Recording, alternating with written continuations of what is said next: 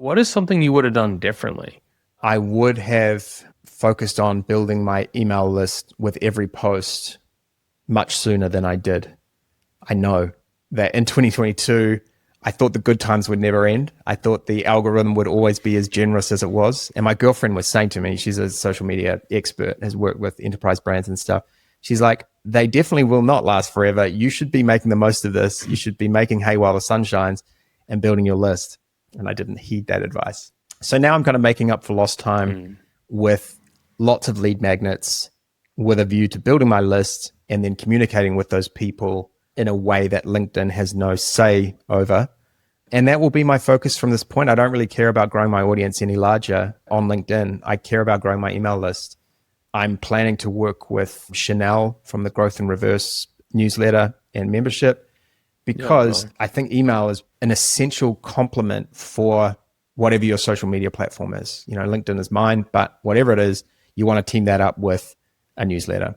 That's honestly the one thing. I think I didn't make any major missteps where I went, oh, I really shouldn't have done that. I obviously didn't know what I know now, but that's the one where I probably did know that I should have done it. And for some reason I didn't. I took the easy path of just keep creating content.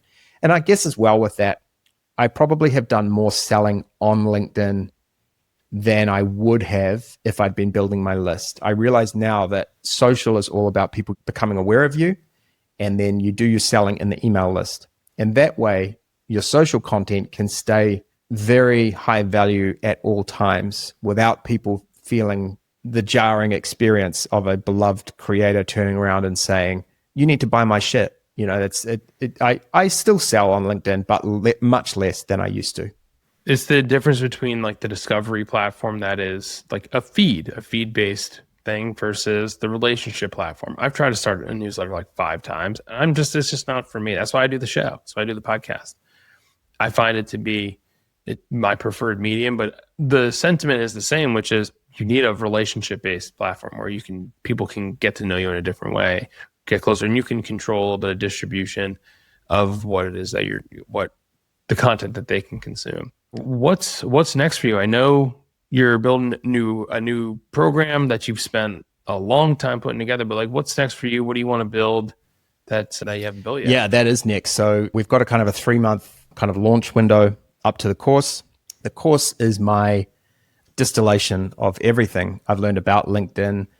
And, you know, as per our conversation, I've tried to include a lot of focus on personal brand as I understand it. And that means really digging into who you are, both with your own opinions of yourself and with the help of your spouse or a good friend, asking them questions so you get clarity around who you are in the world. What's the vibe when somebody meets you? What are you really good at that most people aren't, that you might take for granted about yourself?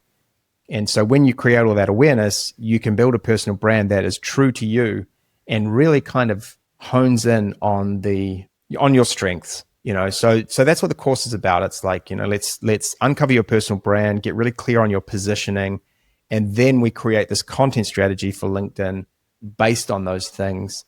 So the difficulty with the course was, how do you take everything you need to know to succeed on the social media platform and make it into a short enough course that people will actually do it and enjoy it and get value along the way? I'm sure everybody's had the experience of buying a course that for one reason or another, you just don't finish it. You know, I have so many courses that I've barely started, let alone finished.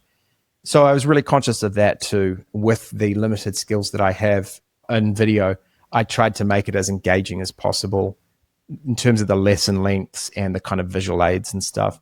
And so I did that. I came up with a curriculum, changed it over and over and over and over, just trying to give people what they needed and nothing more. I think I've struck a good balance with that. And then along with that, I created a lot of resources. So there's like lots of templates, you know, post frameworks, really specific stuff. Here's how you write a sales post that gets you clients, for example. Here's how you do a case study post, for example. And so, so the goal is to launch that with an initial cohort in August, hoping to get 100 people in. Feels pretty ambitious, to be honest, but anything over like 30 people will feel like a huge win. And then, you know, they'll get a great price for it. It'll be half price or something. And then check in with them and go, how could it be better? Again, it's kind of the well-worn creator path, I guess.